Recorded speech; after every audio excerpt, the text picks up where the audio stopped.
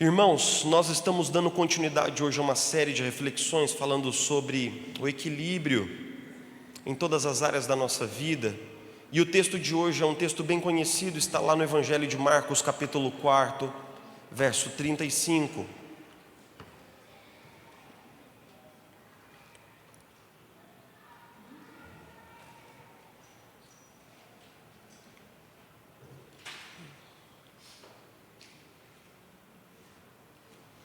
Evangelho de Marcos, capítulo 4, verso 35, talvez um dos milagres mais emblemáticos de Jesus. Nós lemos assim: naquele dia, Marcos, capítulo 4, verso 35. Naquele dia, ao anoitecer, disse ele aos seus discípulos: vamos para o outro lado. Deixando a multidão, eles o levaram no barco assim como estava. Outros barcos também o acompanhavam. Levantou-se um forte vendaval, e as ondas se lançavam sobre o barco, de forma que este ia se enchendo de água. Jesus estava na popa, dormindo com a cabeça sobre um travesseiro. Os discípulos o acordaram e clamaram: Mestre, não te importas que morramos? Ele se levantou, repreendeu o vento e disse ao mar: aquiete-se, acalme-se.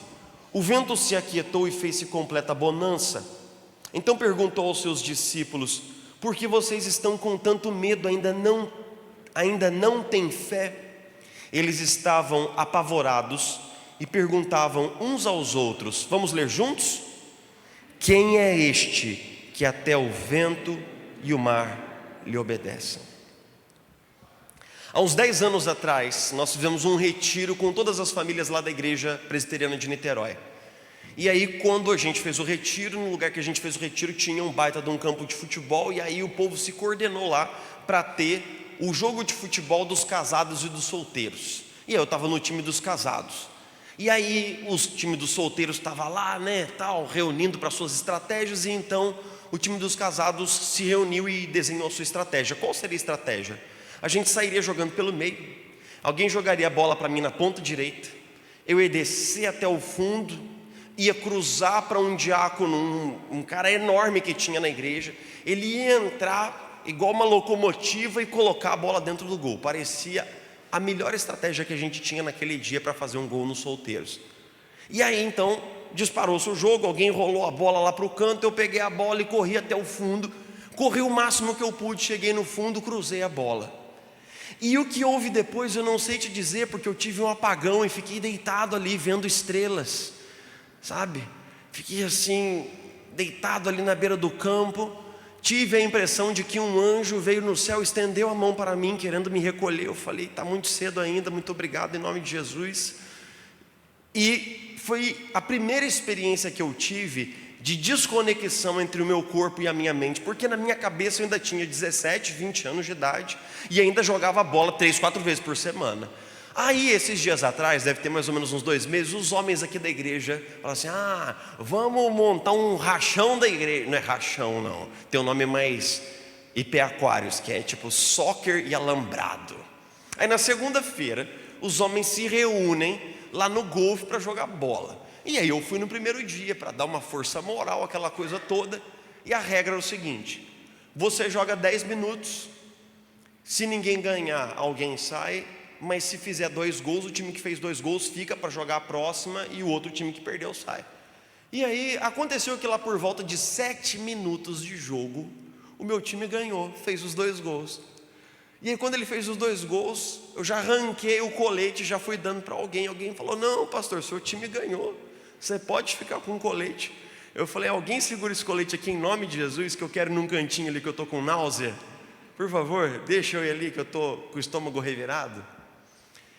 Queridos, 10, 20 anos, 30 vezes se passam, mas a nossa cabeça não acompanha essa realidade. É engraçado como nós seres humanos, nós temos a propensão de congelar a nossa consciência quando nós temos 20 anos.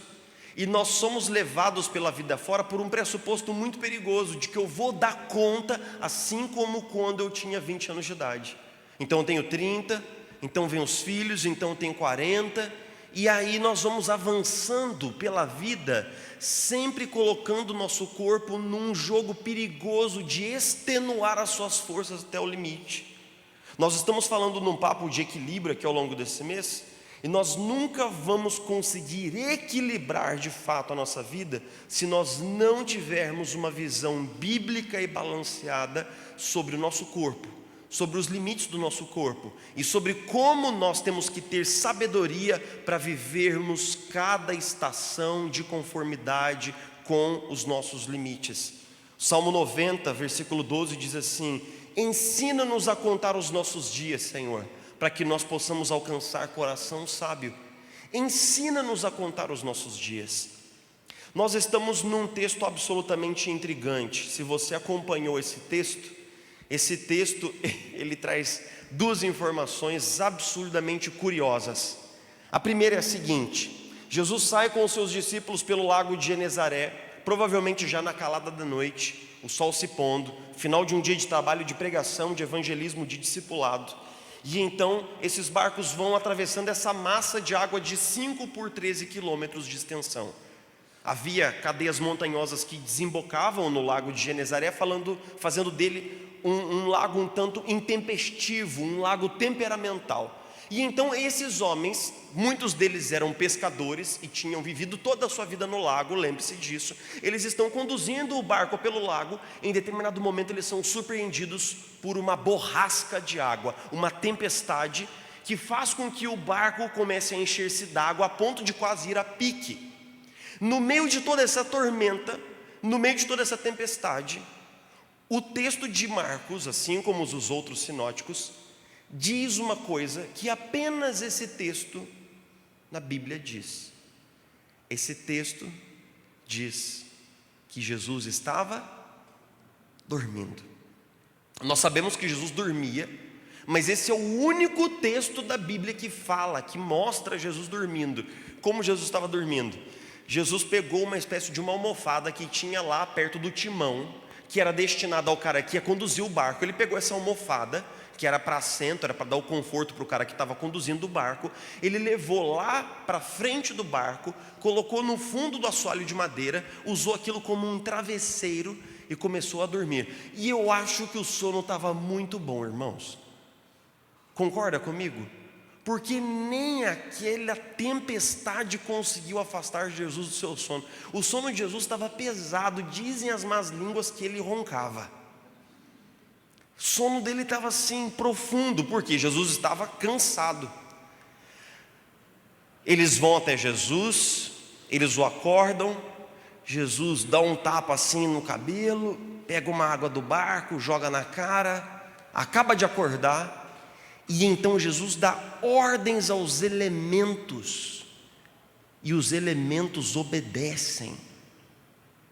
Jesus até agora tinha expulsado demônios e expulsado enfermidades, mas agora nós começamos a descobrir que Jesus não é apenas alguém que tem poder no mundo espiritual para coibir as forças demoníacas ou para repelir doenças. Jesus tem autoridade sobre os elementos da criação, porque até mesmo os elementos ouvem e obedecem à voz de Jesus. Esse texto é estruturado em 3 vezes que o autor Marcos utiliza a palavra mega, do grego, que quer dizer muito. Ele diz assim: houve uma tempestade muito grande. Depois que Jesus apacenta os elementos, há uma bonança muito grande. É como se você imaginasse assim, o lago cristalino como um espelho d'água. E então os discípulos tiveram muito medo do que eles viram e se perguntavam: quem é este homem que dá ordens aos elementos? Mas eu queria que você pudesse imaginar. Imagine o barco sendo ricocheteado pelas ondas. Imagine os discípulos remando para tentar chegar na margem, outros jogando água para fora com as mãos. No meio de toda aquela fricção, no meio de toda aquela agitação, Jesus estava deitado, repousado, dormindo. É lógico que Jesus sabia que o líder tem que dar o exemplo. É lógico que Jesus sabia que o líder tem que ser o primeiro a remar, mas Jesus estava cansado. e Jesus estava dormindo o sono dos justos. Um comentarista bíblico se lembra do Salmo 4 que diz assim: Senhor, em paz me deito e logo pego no sono, porque só Tu, Senhor, me fazes repousar seguro. Jesus estava aplicando o Salmo 4, dormindo, repousando, depois de um dia de trabalho. E esse sono nos provoca 3 reflexões nessa noite. 3 pontos para a gente pensar. O que esse sono tem a ver comigo, o que esse sono tem a ver com você. A primeira coisa que nós vamos aprender hoje é que o sono de Jesus denuncia o nosso problema. Imagine que você chega assim, com a sua mochila, com o seu laptop no seu lugar de trabalho, e está lá a sua estação de trabalho. E logo do lado da sua estação de trabalho tem alguém trabalhando ali. Quem? Jesus. Jesus chegou cedinho, colocou o notebook dele, começou a responder e-mail, tal, não sei o quê. Foi para o almoço, voltou. Aí de repente lá pelas 16h30, Jesus fecha o notebook e fala assim: hoje eu estou cansado demais. Nossa, hoje não dá mais para mim. Eu vou para casa, eu vou dormir um pouquinho, vou descansar. Ele simplesmente enfia o notebook na mochila, põe a mochila nas costas. 16h30.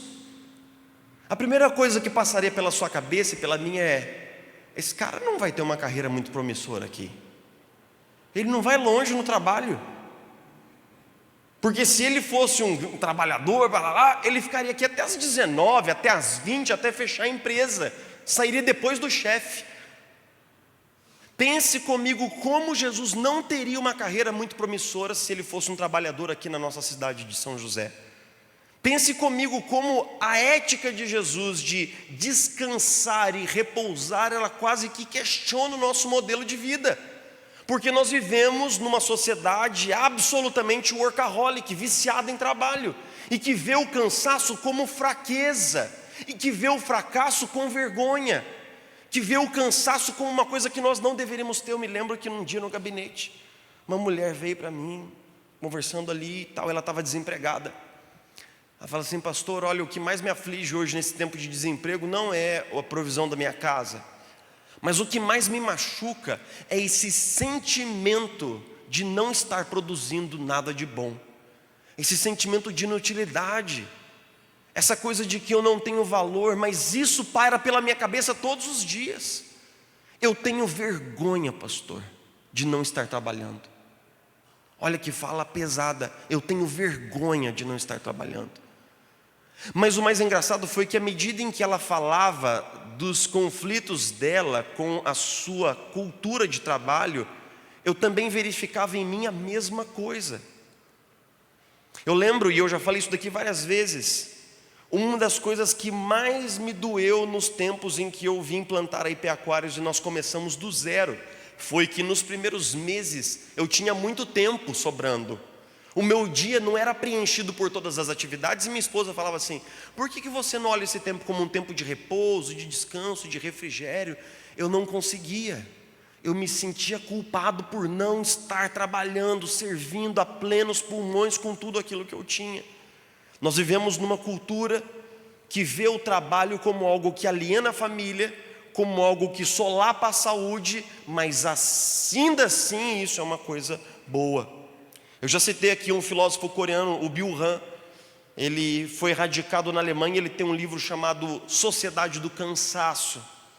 Ele diz que nós fomos convencidos por uma ideia de autorrealização, em que eu tenho que explorar as minhas capacidades 24 horas por dia, 7 dias por semana, mas que essa ideia de autorrealização gera uma autocobrança. Pense comigo, não é o seu chefe que te cobra, não é a empresa, somos nós mesmos. Você muitas vezes é para você um patrão que você não seria para os outros. Você é para você um líder que você não seria para os outros. Se algum membro da minha equipe chega e fala para mim: Jefferson, olha, eu estou tendo problemas lá em casa, eu preciso descansar um pouco, eu digo assim: claro, tome um dia de folga. Mas eu muitas vezes não me permiti, e até hoje tenho dificuldade de me permitir um dia de folga.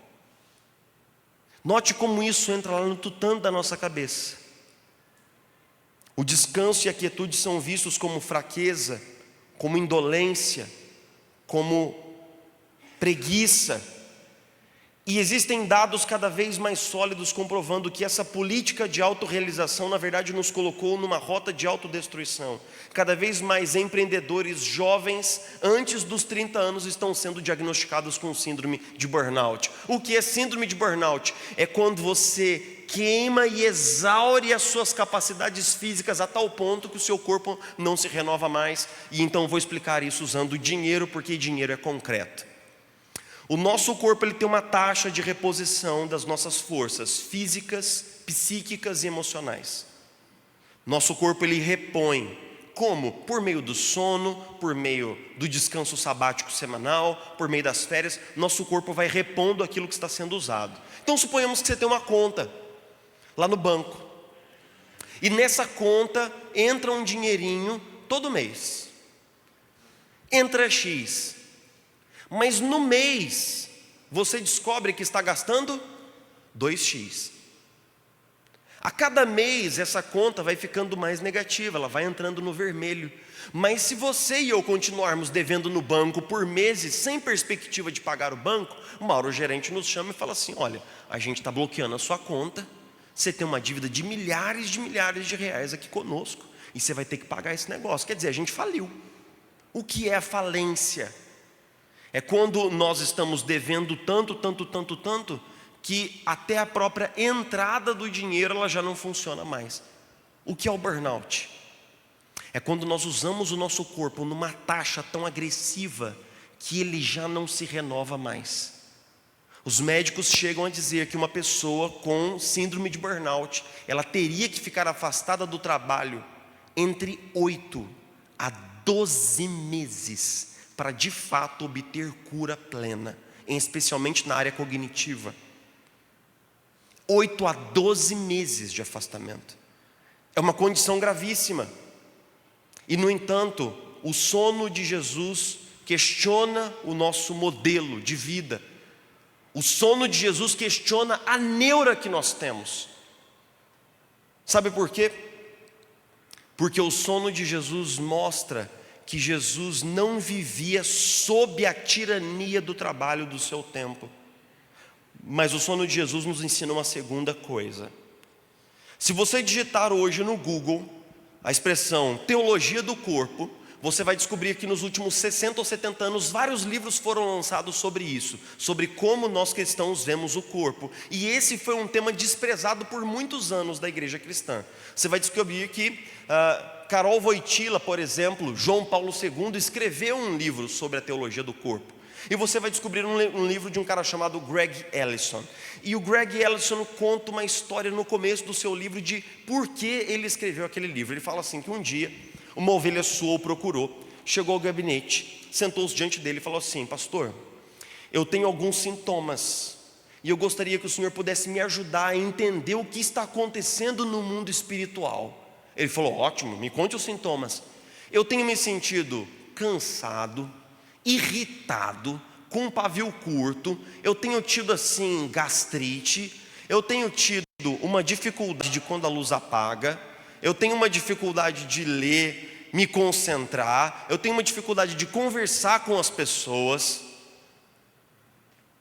E aí o pastor foi fazendo perguntas do tipo: tudo bem, entendi sua condição, mas me conta uma coisa, o que você tem comido?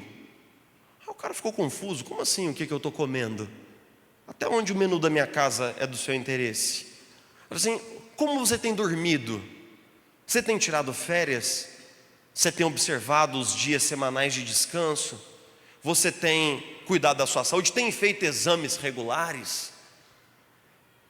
E aquele membro saiu do gabinete irritado e ofendido. Sabe por quê? Porque ele diz assim: eu vim aqui para receber um aconselhamento espiritual, e o senhor não está sendo espiritual bastante. Essas coisas sobre o nosso corpo são coisas inúteis, porque um dia o meu corpo vai morrer e vai ficar por aí. Meus irmãos, eu gostaria de afirmar diante de você hoje, sem nenhuma hesitação: não é assim que nós cristãos pensamos. Se você está lendo a sua Bíblia atentamente, você sabe que não é essa a visão que nós cristãos temos sobre o corpo. Mas isso é uma coisa pouco falada na igreja, e parece que não importa. Parece que nós estamos espiritualizando tudo e pensando que tudo acontece lá nos reinos celestiais. Mas não é assim. Nós cristãos somos a única religião da história. Atente para esse fato, a única religião da história que afirma que o corpo é bom, que afirma que Deus nos deu um corpo, que esse corpo ele espelha a glória e a imagem de Deus e que esse corpo será restaurado e redimido no final de todas as coisas. Nós somos os únicos. Para as religiões orientais, por exemplo, o corpo é apenas uma miragem, o corpo é uma ilusão. Nós somos energia e nós temos que convergir com a energia do universo, que aliás energia é um papo que eu adoro.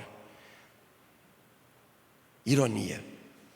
Uma outra coisa é que os kardecistas, os espíritas clássicos e os neoplatônicos, eles veem o corpo como uma coisa essencialmente ruim e que a alma é boa e que a alma tem que ser libertada do corpo no processo da morte. Mas nós cristãos cremos que quando Deus criou Adão e Eva lá no início de todas as coisas, Ele olhou para esses seres feitos, seres espirituais e seres físicos ao mesmo tempo, olhou para eles e disse o quê? Isso é muito bom. Quer dizer que o nosso corpo em si não é ruim. Nós caímos em pecado, mas todas as faculdades de dimensões do homem foram manchadas pelo pecado.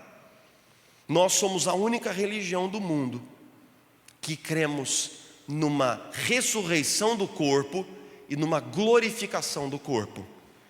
Jesus morreu, ao terceiro dia ele foi ressuscitado. Ele foi ressuscitado no corpo.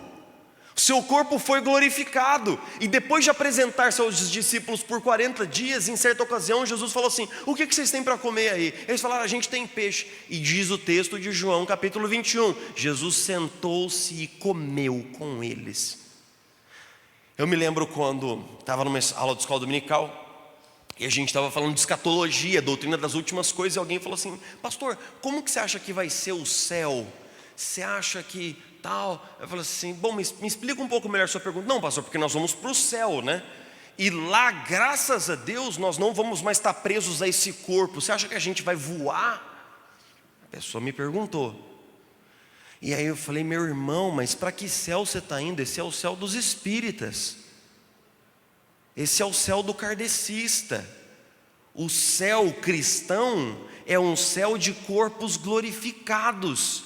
Acho que você não leu lá 1 Coríntios capítulo 15, não leu Tessalonicenses também, aonde nós seremos ressurretos no corpo, glorificados, e então experimentaremos uma eternidade corpórea ao lado de Jesus.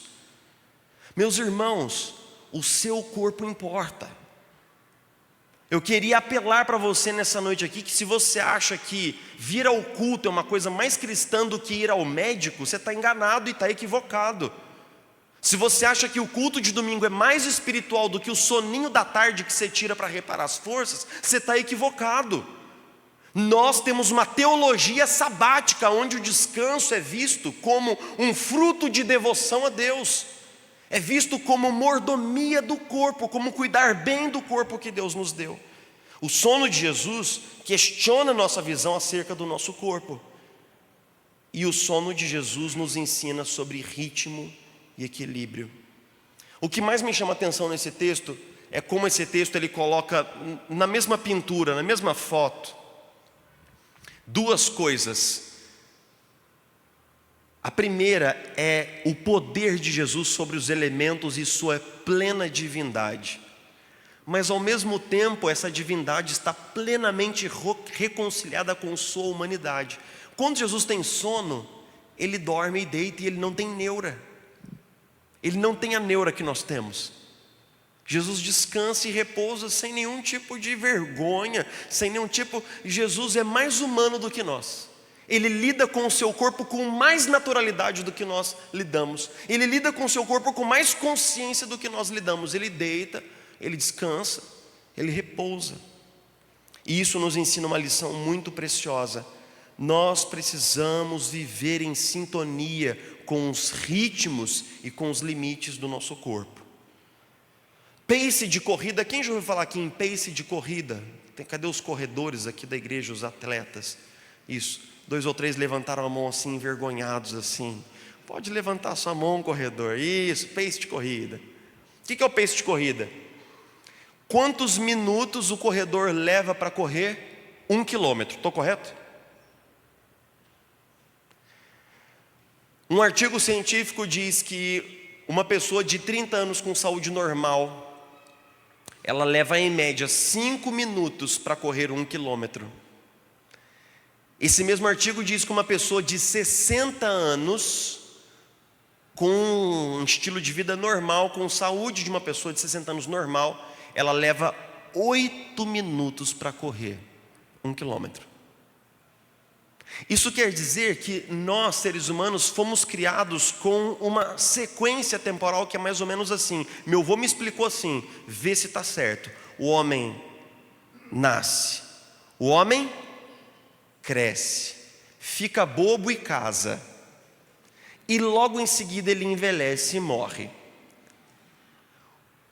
Nossa disposição de energia física, ela sobe, mas em um determinado momento ela decresce. Nós não temos a mesma vitalidade aos 40 que tínhamos aos 30. Não temos a mesma vitalidade aos 50 que tínhamos aos 40 e assim por diante. Mas pense, nós nos obrigamos a correr no mesmo pace.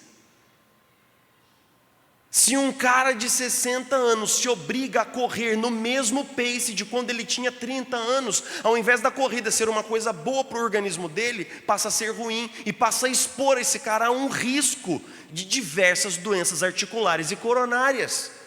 O que é que eu estou tentando compartilhar com o seu coração hoje à noite? A vida é feita de estações, e o sábio discerne o tempo e o modo. O sábio sabe viver bem aos 30, sabe se ajustar quando tem 40, e à medida em que o tempo vai passando, ele tem percepção, sabedoria para se ajustar a esses novos contextos. O nosso pace de corrida é influenciado pela idade, mas não apenas por isso. Você tem filhos pequenos em casa, então noites mal dormidas vão afetar sua produtividade. Você está passando por tempos de doença física ou emocional, você está lutando com a depressão, isso vai mexer com você e vai afetar você. Você está passando por uma crise conjugal, cabeça bagunçada, coração machucado, isso vai mexer com você. Mas nós somos empurrados para além do limite do nosso corpo todos os dias. E isso é um problema. Isso é um grande problema. Porque nós estamos vivendo sem aquela sabedoria do Espírito Santo sobre a qual nós falamos na semana passada. Nós não estamos tendo esse centro, esse lugar de audição, de discernimento profundo, de saber aonde estamos e qual o pace que nós deveríamos ter. Eu compartilhei isso de manhã. Nós precisamos tomar limite, consciência dos limites do nosso corpo. Em 2020 foi um ano muito difícil para todos os pastores que eu conheci. Do dia para a noite as igrejas fecharam. Igrejas que não tinham culto ao vivo tiveram que inventar isso. Nós tivemos que inventar programas de ligação telefônica. Você tem noção do que aconteceu lá em Niterói? Durante os primeiros 50 dias da pandemia, eu gravava um sermão de 20 minutos pela manhã, editava e colocava no YouTube às 14 horas, para que as famílias que estavam reunidas ouvindo notícias ruins na televisão o dia inteiro tivessem 20 minutos da palavra de Deus para se reunirem juntos. A instrução da igreja é: reúna a sua família, ouça a palavra, ore no final. Os presbíteros ligavam para as famílias por listas. Nós estávamos trabalhando 12, 14 horas por dia, fazendo aconselhamentos online com pessoas que estavam ali na borda da depressão por causa da pandemia. E então em abril de 2020 eu contraí Covid. Meus irmãos, olha, foi pavoroso. Foi pavoroso. Eu tive uma pneumonia, um pulmão meu ficou 50% comprometido, e o pós-Covid para mim foi horrível. Eu tinha um cansaço, cara, eu tinha uma indisposição, eu sentava para produzir alguma coisa, minha cabeça não funcionava, eu fiquei por meses, isso durou tantos meses, que chegou 6 meses depois de ter tido Covid, eu sentei com minha esposa e falei assim, cara, eu acho que eu preciso de alguma ajuda médica especializada, porque eu não consigo recuperar a minha forma. Começaram a sair os primeiros estudos, né, de impactos neurológicos da Covid, a Isabela começou a ler esse material, e a gente começou a tentar fazer alguma coisa, porque assim, eu varri a casa, eu tinha que sentar, eu não conseguia parar de pé. Eu ia produzir um sermão que eu produzia em 3 horas, eu levava 10 para produzir, um negócio assim louco. Aí eu falei assim, caramba, e se eu nunca mais voltar? E se esse for o novo cenário do meu corpo, e se isso for agora a minha nova forma de viver, e se isso for a minha nova realidade? Eu tive que aprender uma lição que eu quero compartilhar com você hoje, que é o seguinte: nós cristãos, nós sabemos que a nossa energia vital está diminuindo paulatinamente, continuamente, mas nós não nos assustamos com isso, porque nós cremos que à medida em que estamos exercitando a nossa relação com Deus, a nossa curva de sabedoria está crescendo. Quando eu tinha 20 anos de idade, rapaz, eu pregava 6 vezes no final de semana. Estudava por 1 hora, das 3 horas da manhã até as 7 horas da manhã, fazia a prova de manhã. Eu tomava um tiro pela manhã, eu era capaz de correr uma maratona de tarde, mas eu não tinha sabedoria. Quando a gente tem 20 anos, a gente tem uma energia, né, monstruosa, a gente tem disposição para tudo, a gente diz sim para tudo, a gente começa vários projetos ao mesmo tempo, a gente lê 3 livros ao mesmo tempo, mas nós não temos aquela sabedoria de saber o que é realmente importante, de saber o que realmente Deus espera de mim. Então nós temos que compensar a nosso processo de envelhecimento com mais sabedoria para saber o que realmente importa. Hoje eu faço muito menos do que eu fiz aos 20. Eu faço muito menos do que eu fazia aos 30 e eu não me aborreço com isso. Porque hoje eu sei que todos os dias Deus me ajuda a tomar decisões importantes. E que quando uma ovelha minha diz assim, pastor, nós precisamos conversar, do contrário eu vou enforcar o meu marido. E eu não sei por que é sempre isso que eu ouço, rapaz. É sempre eu vou enforcar o meu marido, raramente ao contrário, né? Eu sei que naquele instante eu posso contar com a assistência do Espírito Santo para tomar boas decisões, para priorizar essa pessoa, para deixar uma tarefa para depois, e para saber que eu não preciso violar o meu corpo, não preciso violar os meus limites continuamente para poder cuidar bem, servir e amar da nossa comunidade. Nós cristãos temos uma ideia que está refletida na nossa teologia do sábado, que é, para nós o descanso é devoção. Descansar não é apenas deixar de trabalhar. Descansar é glorificar ao Senhor, é experimentar intimidade com Deus, é poder descansar no Senhor e saber que Ele está trabalhando por todos aqueles que são seus filhos, e está trabalhando por nós mesmo enquanto nós dormimos, mesmo enquanto nós repousamos. Deus trabalha a nosso favor, porque nunca se ouviu a respeito de um Deus que trabalha por aqueles que nele esperam. Então nós não precisamos estar agitados, nós não precisamos ser levados, nós não precisamos ser triturados na nossa semana de trabalho. Nós sabemos que o Senhor está cuidando de nós. Nós fomos criados como seres físicos, com corpos físicos, mas não apenas isso. Pense no fato de que os nossos símbolos de fé dizem que Jesus precisava ser divino, para que Ele pudesse levar sobre si todo o pecado do mundo, sem ser tragado pelo pecado.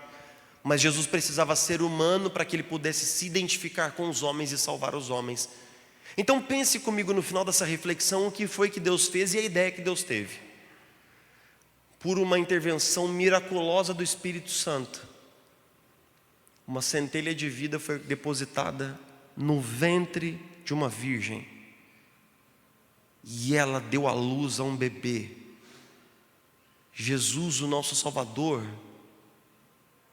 chorou, mamou, repousou nos braços de Maria e de José, o nosso Salvador, tão humano quanto nós, feito de corpo como nós. O que você vê lá na manjedoura? Você vê um corpo de um bebê. O que você vê na cruz? Você vê o corpo de Jesus, de um homem agora adulto, crescido, lacerado, destroçado pelo nosso pecado, porque ele foi traspassado pelas nossas transgressões. O que você vê surgindo da tumba no domingo de madrugada? Um corpo ressurreto pelo poder de Deus. Jesus ressurgiu no corpo para que nós pudéssemos ser reconciliados com o nosso corpo, para que eu e você possamos viver com sabedoria dentro dos nossos limites. Nós temos vivido cansados demais, irmãos. Nós temos vivido fatigados. Nós somos a geração mais cansada e sobrecarregada que já pisou sobre a face da terra. Nós estamos no limite do que nós aguentamos. E acredite em mim, isso está impactando não só a sua saúde, o seu sono, mas está impactando o seu casamento também, com uma irritabilidade tremenda, com uma falta de paciência. Isso está impactando suas relações, seu trabalho. Nós precisamos reencontrar esse ponto de equilíbrio. Então hoje eu gostaria que você pudesse sair daqui e aplicar esse sermão. Chegar em casa, dormir uma boa noite de sono, tirar férias, aproveitar o feriado, aproveitar o descanso sabático, repousar, descansar e cuidar de você, para que você, cuidado, possa cuidar daqueles que Deus colocou sobre você. Eu quero te convidar a orar comigo.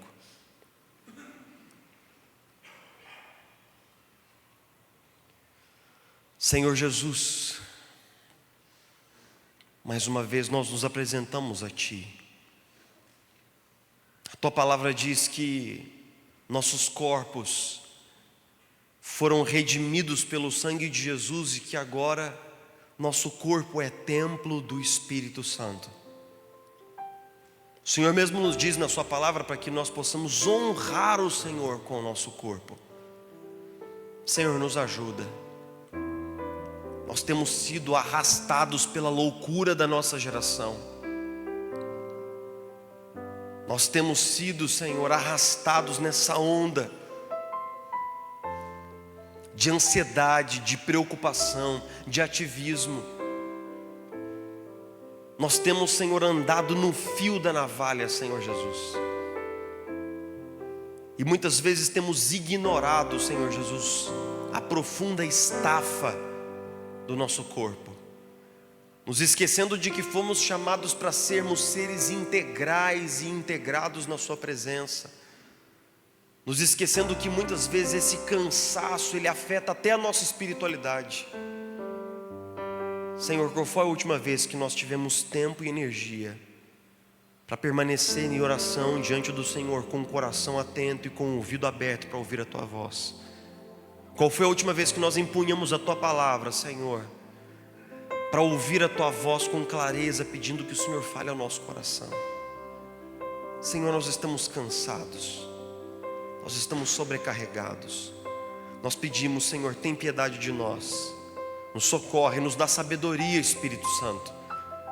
Nos ajuda a entender para que coisas nós devemos dizer sim, para quais nós devemos dizer não, e como nós podemos honrar e glorificar o Senhor agora, dentro dos desafios que temos, com a sabedoria concedida pelo Teu Espírito. Nos ensina a cuidar bem, Senhor Jesus, dos nossos dias de descanso, a cuidar bem da nossa família. Nos ensina, Senhor, que os tempos passam muito rapidamente. Senhor, ajuda-nos a contar os nossos dias para que nós possamos alcançar um coração sábio. Sobretudo, Jesus, nos lembra que nós igreja, fomos convidados para dar um testemunho diferente para aqueles que estão lá fora, para mostrar para eles como é possível viver com equilíbrio e com sabedoria. Senhor, nos capacita para isso, porque nós temos nos tornado, Senhor, parte desse frenesi, parte dessa loucura que aí está.